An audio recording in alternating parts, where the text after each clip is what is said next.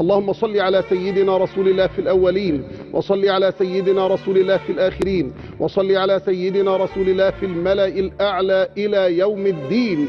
اللهم اجعلنا لك ذاكرين، لك شاكرين، إليك أواهين، إليك منيبين.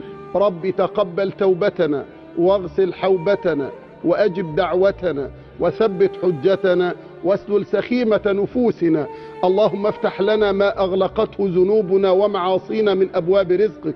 يا رب اشف كل مريض، عافي كل مبتلى، نفس هم كل مهموم، فرج كرب كل مكروب، اكشف غم كل مغموم، سدد دين كل مدين، اقضي حاجة كل محتاج. يا رب أعطي كل محروم. اللهم صب علينا الخير صبا صبا، ولا تجعل عيشنا كدا كدا.